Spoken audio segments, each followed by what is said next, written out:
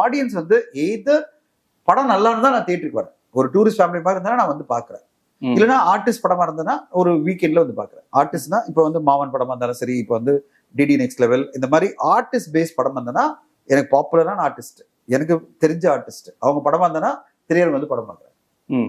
மீதி அதோ எப்போ வீக்கெண்ட்ல, வீக் டேஸ்ல நான் வரவே மாட்டேன். வீக் டேஸ்ல எதுக்கு போவோம் தெரியுமா? எந்த படம் கொண்டாடப்படுதோ. இப்ப நீங்க டூரிஸ்ட் ஃபேமிலி பாத்தீங்கன்னா வீக் டேஸ்லாம் அவ்வளவு ஃபுல்லா இருக்கு. காரணம் என்ன? கொண்டாடப்படுற ஒரு படத்தை எல்லா ஃபேமிலியும் போய் படம் பார்க்கணும்னு ஆசைப்படுறாங்க. அப்போ அவங்கள வீட்டுல இருந்து கொண்டு வர வைக்கட்டி ஒரு படமா இருக்கணும். அது ரேரா ஒரு படம் அமையும். எத்தனை படம் அந்த மாதிரி அமைஞ்சிச்சு இந்த விஷயம்? அது கிடையாது. வீக்கெண்ட்ல பாக்குறதுன்னா நடிகருக்காக பார்ப்பாங்க.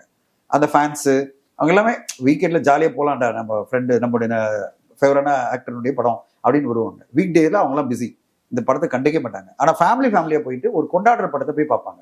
மீதி படம்